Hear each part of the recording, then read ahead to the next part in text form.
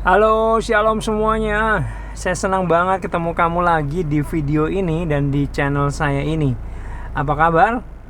Ya, saya berharap dan saya percaya kamu dalam keadaan yang sehat dan terus diberkati Tuhan dengan sempurna. Katakan amin. Ya, salam kenal bagi kamu yang baru pertama kali mampir di video atau channel saya. Saya Jimmy Henlistio, senang berjumpa kamu dan semoga ini bisa menjadi berkat buat kamu. Oke. Dan guys, hari ini saya mau bicara tentang Allah Tritunggal ya.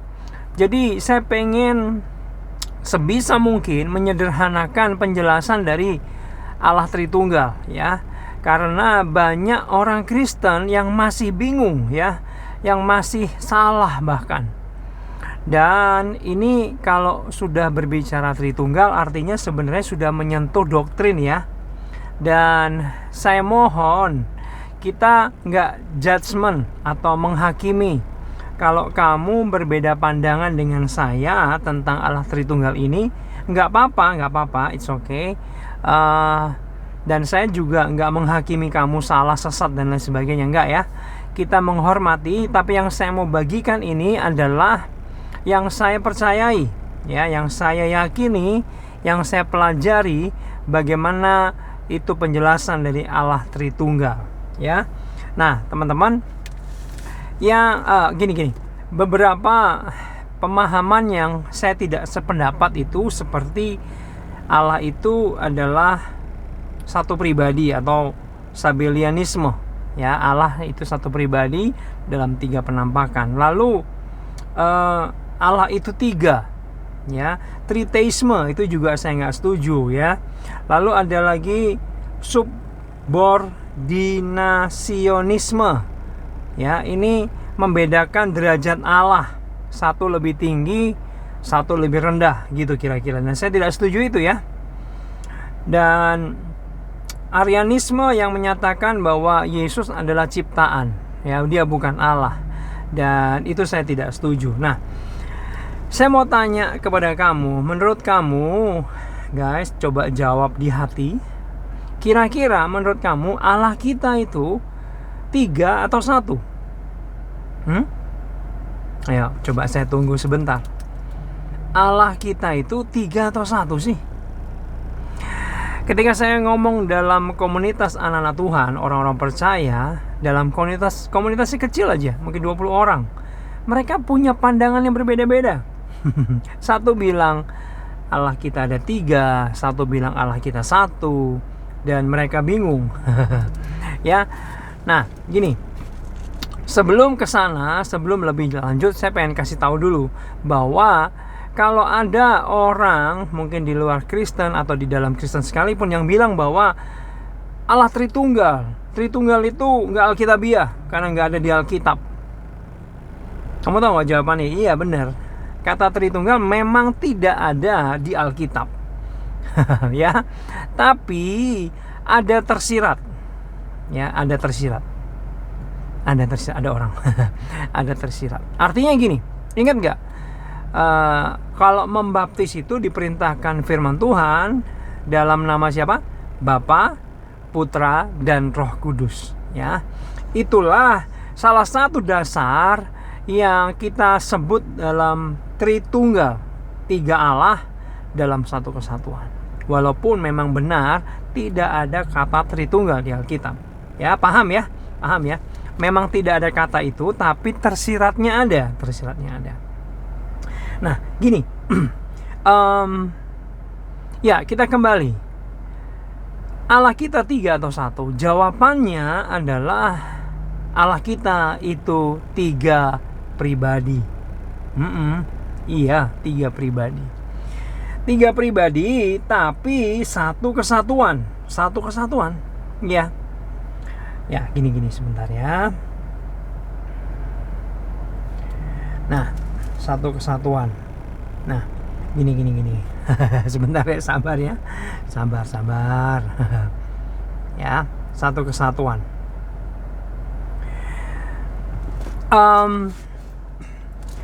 Saya mau kasih ayat ya. Kamu tahu nggak bahwa identitas Allah kita itu sudah ditulis di Alkitab? Ya, jadi kita harus yang nggak perlu bingung lagi, nggak perlu kacau lagi. Ya, banyak orang ngomong gini, Tritunggal itu susah untuk dijelaskan karena kita itu nggak memahami, membingungkan lah ya, susah untuk dijelaskan. Nah sebenarnya gini. Kamu tahu nggak, Allah kita itu ditulis adalah Allah yang Esa di Alkitab. Esa, ya, di Ulangan 6 ayat 4 saya akan bacakan. Dengarlah hai orang Israel, Tuhan itu Allah kita, Tuhan itu Esa. Dan kamu tahu banyak di ayat yang lain itu juga menulis Allah kita Esa. Saya nggak akan bacakan satu-satu, saya cuma kasih alamatnya aja ya. Markus 12 ayat 29, 1 Korintus 8 ayat 4, Galatia 3 ayat 20, Efesus 4 ayat 6, 1 Timotius 2 ayat 5. Itu semua kasih tahu kita bahwa Allah kita adalah apa? Esa. Kita dapat satu identitas tentang Allah kita. Oh, ternyata Allah kita Esa. Koma ya. Koma. Lalu ternyata juga Alkitab menulis identitas Allah kita yang kedua, yaitu Allah menyebut dirinya sendiri dengan kata kita. Kita. Loh, Esa kok tapi kita? Nah, ayatnya ada di Kejadian 1:26. Berfirmanlah Allah, baiklah kita, Allah menciptakan, ya, menjadikan manusia menurut gambar dan rupa kita, supaya mereka berkuasa atas ikan-ikan di laut dan burung-burung di udara dan atas ternak dan atas seluruh bumi dan atas segala binatang melata dan merayap di bumi. Jadi guys, identitas yang kedua, Allah kita menyebut dirinya kita. Kita bingung nggak? Nggak usah bingung, nggak usah disimpulkan dengan kemampuan otak kita. Ya, berhenti aja di situ. Artinya gini, oh Allah kita Esa, tapi Allah kita jamak. Mungkin kenapa seperti itu nggak masuk di pikiran kita. Kita jangan memasukkan Allah dalam logika kita yang menjadi budaya kita. Contoh, Esa ya satu, ya, kita ya lebih dari satu, bukan Esa. Enggak. Kita harus berhenti di mana Allah menyebut dirinya Esa, lalu Allah menyebut dirinya kita. Stop sampai situ. Ya. Nah, kesimpulannya kenapa saya tadi bilang bahwa Allah kita tiga pribadi gini. Saya pengen langsung ke peristiwa di mana tiga Allah kita ini, ya, melakukan atau dalam satu peristiwa mereka menampakkan diri besar bersama-sama. Dan ini bisa membuktikan bahwa benar-benar tiga, bukan satu. Ingat nggak, peristiwanya adalah ketika Yesus dibaptis. Yang dibaptis siapa? Yesus. Betul ya, secara physically dia dibaptis.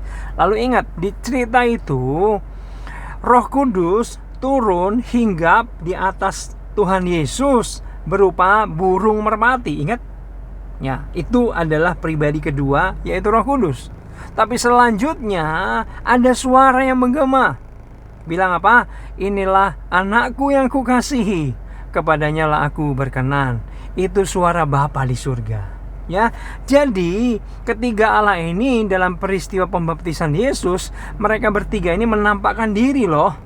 Artinya apa? Artinya bahwa ada tiga oknum, ada tiga pribadi yang berbeda.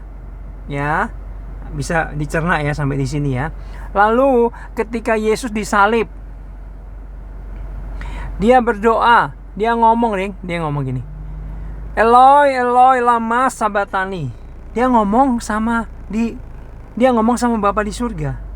Bapa, kenapa engkau meninggalkan aku? Dia ngomong sama pribadi yang lain. Dia nggak ngomong sama dirinya sendiri. Amin. Masa dia disalib dia ngomong sama dirinya sendiri? Kenapa engkau meninggalkan aku? Aneh. Jadi pribadinya ini tiga, guys. Lalu selanjutnya, ingat nggak ketika Yesus berdoa? Loh, Yesus berdoa bukan kepada dirinya sendiri, tetapi kepada Allah Bapa di surga. Artinya ada dua pribadi yang berbeda. Lalu dikatakan lagi di peristiwa yang lain ketika Yesus mau naik ke surga, Ya, dia bilang gini, aku akan mengirim penolong yang lain. Yang lain, bukan dirinya. Artinya pribadi yang lain, yaitu Roh Kudus. Ya, bisa dipahami ya. Nah, lalu saya akan menyanggah, saya akan tidak percaya kepada yang menyatakan bahwa gini, oh Yesus lebih rendah. Karena ada ayatnya ngomong gini, Bapa lebih besar dari aku. Guys, itu bukan artinya Yesus lebih rendah derajatnya, lebih rendah hakikatnya daripada Allah Bapa di surga, bukan. Ya, tapi gini, Allah Bapa, Yesus, Roh Kudus ini satu hakikat. Ya, satu derajat. Sama-sama Allah, sama-sama berkuasanya. Kenapa Yesus ngomong bahwa Bapa lebih besar? Karena waktu itu posisi Yesus adalah sebagai manusia, masih manusia, ya, masih sebagai manusia. Ya, dia belum menang di kayu salib. Makanya dia bilang seperti itu. Posisi Yesus masih dalam posisi manusia. Ya. Lalu, kok mengutus? Berarti yang mengutus lebih besar, yang diutus lebih rendah. Bukan. Ini bicara tentang tugas masing-masing, jabatan masing-masing yang diemban, ya. Jadi bukan satu lebih tinggi, satu lebih rendah, bukan. Ya, sama-sama Allahnya, sama-sama berkuasanya. Bahkan segala sesuatu ini diciptakan di dalam Yesus, ya. Bahkan Yesus juga sudah banyak menampakkan diri di Perjanjian Lama. Banyak cerita penampakan Yesus di Perjanjian Lama. Dalam penciptaan di awal-awal juga sudah ada Yesus di sana. Ya, nah teman-teman, saya berharap kita nggak bingung lagi tentang Tritunggal. Kak Jimmy, Pastor Jimmy, Allah kita berapa? Allah kita jawabannya kalau dijawab satu, Esa. Ya, tapi memiliki 3 pribadi. Tapi satu hakikat, ya, satu hakikat yang tidak bisa dipisah-pisahkan. Ya. Dan mereka satu derajat, satu kesatuan, dan sama-sama berkuasa, sama-sama Allah. Ya. Nah, gini. Ada ayat ngomong gini kan, Yesus tidak tahu kapan dia datang. Ya, waduh, kok dia nggak tahu? Kayaknya dia kurang Allah nih. Kok nggak tahu? Gini ceritanya. Kamu tahu nggak? Saya percaya gini. Hari ini Yesus tahu kapan dia datang karena dia sudah jadi Allah. Benar-benar sudah jadi Allah, bukan? Dia sudah naik ke surga dan hari ini saya percaya dia sudah tahu kapan dia datang. Waktu dia di dunia, memang posisinya dia lagi di dunia dan dia tidak tahu. Tapi hari ini dia sudah naik ke surga, dia tahu. Karena dia 100% Allah, men. Gitu ya, bisa dipahami kira-kira. Nah, coba saya nyontek bagian saya, apakah ada yang belum disampaikan. Ya. Ya, jadi kalau ditanya Allah kita berapa? Allah kita 1 Esa, tapi 3 pribadi. Nah, saya mau kasih ilustrasi, tapi ini ilustrasi yang salah. Contoh, sebut aja namanya Pak Ahmad. Ya, Pak Ahmad. Pak Ahmad ini di keluarga dia kepala rumah tangga, ya. Tapi di kerjaan, di sekolah, guru, dia itu kepala sekolah. Lalu di lingkungan, dia itu kepala RT. Tapi guys, pribadinya 1, Pak Ahmad doang, dalam 3 jabatan. Ini tidak sesuai dengan kebenaran firman Tuhan yang barusan saya jelaskan. Kenapa? Karena pribadinya cuma 1. Itu salah, ya. Itu ilustrasinya tidak tepat untuk menggambarkan Allah kita. Tadi saya sudah jelaskan bahwa Allah kita itu 3 pribadi, satu kesatuan. Mereka ngobrol, ya, mereka berbicara, mereka juga menampakkan diri bersama-sama. Walaupun mereka punya jabatan atau tugas masing-masing. Kira-kira gitu ya. Semoga ini bisa dipahami, ya. Lalu menyangkal bahwa Yesus adalah Tuhan. Ada yang menyangkal Yesus bukan Tuhan. Ajaran saksi Yehova menentang bahwa Yesus adalah Tuhan, Yesus adalah Allah. Dan kalau masalah itu tenang, dalam deskripsi saya akan kasih 20 ayat membuktikan bahwa Yesus itu adalah Tuhan dan Yesus adalah Allah. Ya, jadi jangan percaya kepada saksi Yehova. Saya percaya gini, saksi Yehova bukan Kristen. Dia punya aliran yang lain, walaupun kita harus hormati kepercayaan mereka. Tapi saksi Yehova bukan Kristen karena dia tidak mengakui bahwa Yesus adalah Allah. Yesus adalah Tuhan. Oke? Dan saya bisa membuktikan nanti dengan ayat bahwa Yesus adalah Allah. Gak bisa didebat lagi. 20 ayat. Nanti saya akan kasih di deskripsi ya. Nah, teman-teman semua, saya berharap kita tuntas ngomong Tritunggal. Gak bingung lagi ya. Allah kita 3 pribadi tapi satu kesatuan. Ya, satu hakikat. Bagikan video ini kepada teman-teman kamu mungkin yang masih bingung tentang Allah Tritunggal. Untuk dipahami saja bahwa saya memang aliran karismatik, saya orang GBI. Ya, doktrin ini saya anut memang dari doktrin GBI. Oke? Saya pikir itu ya teman-teman. Semoga ini bisa menjadi pencerahan bagi kita semua. Tuhan Yesus memberkati. Shalom.